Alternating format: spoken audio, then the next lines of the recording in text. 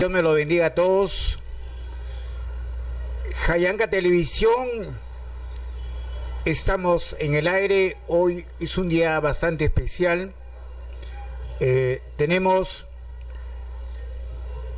en la parte técnica el ingeniero Jorge Luis Purizaca Ruiz, quien les habla Juan Sandoval. Hoy día Jorge nos acompaña aquí en el C. Vamos a hablar temas bastante importantes, lo que se viene desarrollando semana tras semana, domingo tras domingo. Hoy vamos a hablar con, hazte un resumen de tu séptima palabra. Hablemos de Jesús el Cristo. Bueno, buen día, Juancito. La semana pasada expusimos el séptimo programa que estaba relacionado con que Jesús sería el heredero del reino de David, y eso Dios lo hizo 1000 años antes de su cumplimiento. ¿Qué cosa vimos ahí? Que Dios lo tiene todo planificado. Después de el reinado o gobierno de las naciones que empezó con Nabucodonosor, está terminando con la democracia y las dictaduras. Se viene el reino de Cristo. Eso es lo que al final dijimos. Se viene el reino eterno del Señor Jesucristo. ¿Cuál es el nombre de la séptima profecía concerniente al Redentor, tanto en su promesa como en su cumplimiento? Bueno, la séptima profecía es su lugar de nacimiento. La profecía se encuentra en Miqueas, capítulo 5, versículo 2. Pero tú, Belén, Efrata, pequeña para estar entre las familias de Judá, de ti saldrá el que será Señor en Israel, y sus salidas son desde el principio, desde los días de la eternidad. El cumplimiento está en San Mateo capítulo 2, versículo 1, cuando Jesús nació en Belén de Judea, en días del rey Herodes, vinieron del oriente a Jerusalén unos magos. Ahora, en la cita de Lucas, capítulo 2, versículo 4, Lucas capítulo 2, versículo 4 al 7 dice: y José subió de Galilea, de la ciudad de Nazaret, a Judea, a la ciudad de David, que se llama Belén, por cuanto era de la casa y familia de David, para ser empadronado por María, su mujer, desposada con él, la cual estaba encinta. Y aconteció que estando ellos allí, se cumplieron los días de su alumbramiento, y dio a luz a su hijo primogénito, y lo envió en pañales, y lo acostó en un pesebre, porque no había lugar para ellos en el mesón. Cumplimiento. ¿Cuáles son las palabras más importantes de esta séptima profecía? Las palabras más importantes de esta profecía la vamos a relacionar específicamente con el lugar de nacimiento. El lugar de nacimiento es Belén. Entonces las palabras más importantes son Belén, Efrata y reinar. Primera de Juan capítulo 4, versículo 9 dice: Dios envió a su Hijo unigénito al mundo. No significa que Dios envió a uno al mundo para pasar por su nacimiento en Belén. Vino a ser su hijo. Ahora, Efrata, esta palabra derivada de una raíz que significa producir. Los evangelistas reconocieron en Belén el lugar del nacimiento del Mesías. Mateo capítulo 2, versículo 6 y Juan capítulo 7, versículo 42. Mateo 2:6 dice: y tú, Belén, de la tierra de Judá, ¿no eres la más pequeña entre los príncipes de Judá? Porque de ti saldrá un guiador que apacentará a mi pueblo Israel. Y Juan 7:42 dice, pregunta, ¿no dice la escritura que del linaje de David y de la aldea de Belén, de donde era David, ha de venir el Cristo? ¿Cuál es la interpretación de esta séptima profecía del Salvador? Ok. Me quedó una palabra, antes de contestarte, me quedó una palabra que es importantísima, que tiene que ver con reinar, que es una palabra en hebreo que se llama malak. Básicamente el término se refiere a cumplir las funciones de un gobernante en relación con sus súbditos. Ahora, el rey reinaba en calidad de representante sobre la tierra de Dios, al que le reconocía como el verdadero rey. También en Israel Dios era el rey. Vayamos a la pregunta que me acabas de hacer. ¿Cómo es que nosotros vamos a interpretar todo esto? Sencillamente la interpretación es muy simple. Dios estableció una profecía donde iba a nacer el Mesías. La palabra Mesías es en hebreo y Cristo es en griego, que significa el ungido. Entonces lo estableció y lo cumplió. La interpretación entonces es: Dios mira los detalles más importantes y nada, absolutamente nada se le escapa.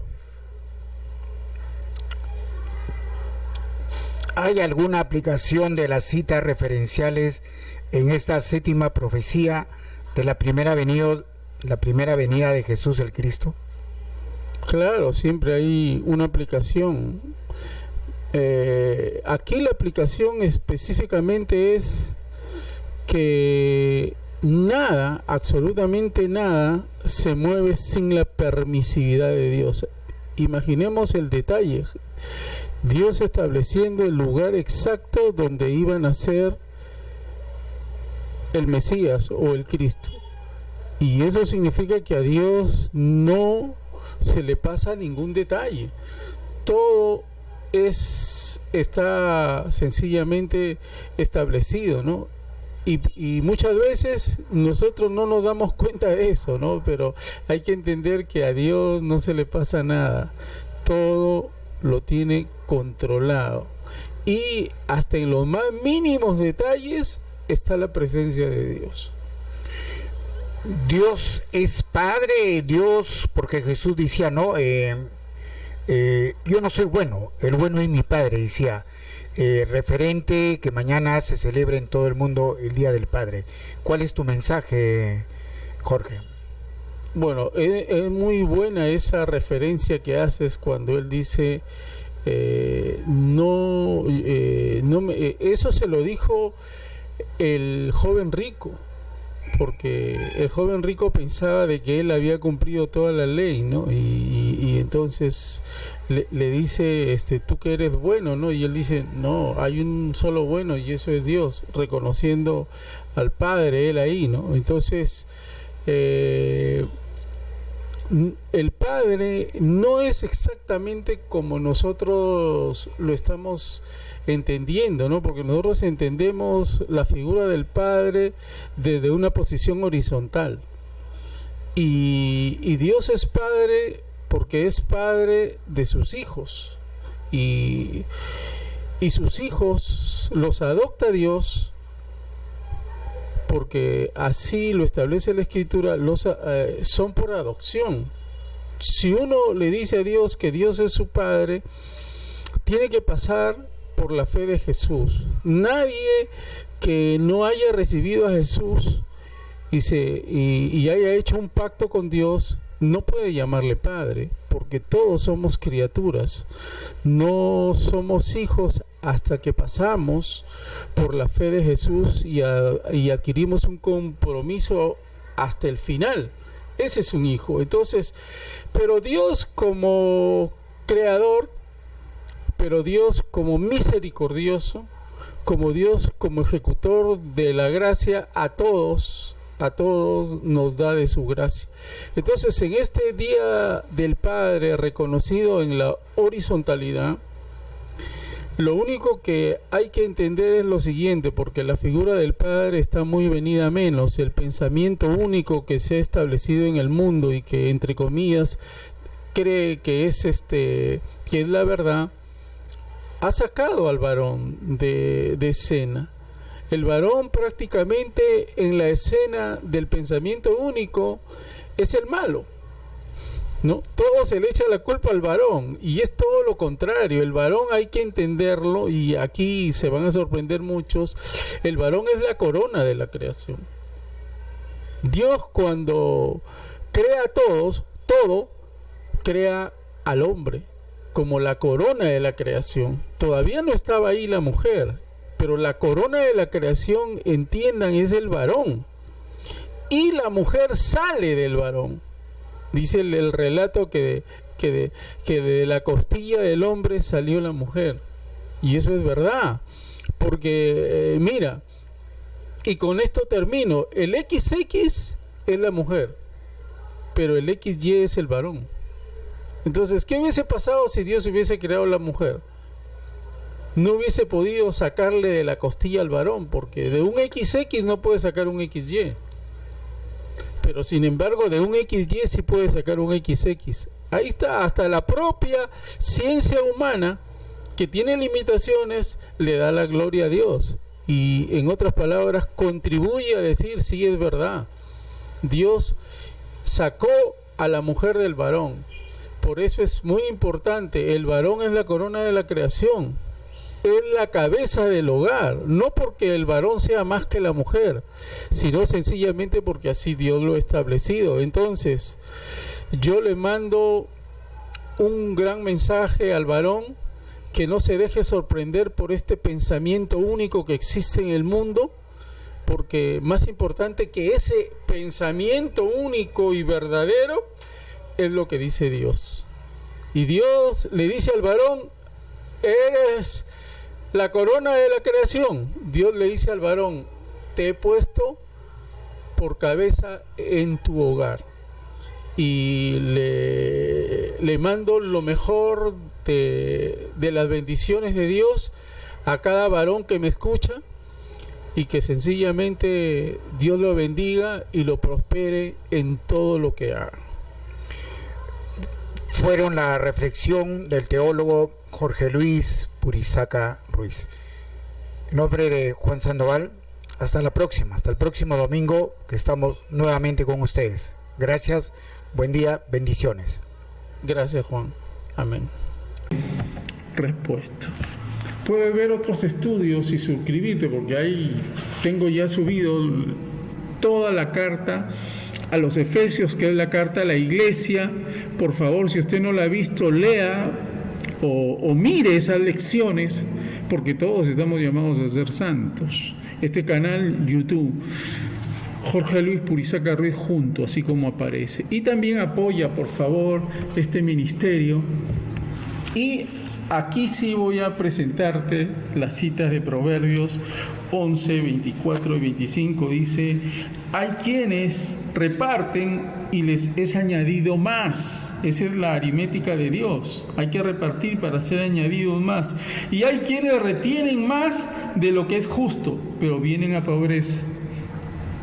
La avaricia, lo que quiere decir el proverbista, trae pobreza más bien. El alma generosa será prosperada, y el que saciare, él también será saciado. Y hay que mirar también Gálatas, es una cita muy buena. Gálatas, en el capítulo número 6, miremos Gálatas en el capítulo 6, versículo del 6 al 9. El que es enseñado en la palabra, haga partícipe de toda cosa buena al que lo instruye. Si has sido bendecido por este estudio, haz lo que te dice la Escritura. No os engañéis, Dios no puede ser burlado, pues todo lo que el hombre sembrare, eso también segará. Por el que siembra para su carne, de la carne segará corrupción, mas el que siembra para el Espíritu, del Espíritu segará vida eterna. No nos cansemos, pues, de hacer el bien, porque a su tiempo segaremos si no desmayamos. Que la gracia de Dios y que las riquezas de la gracia de Dios nos continúen bendiciendo en todo.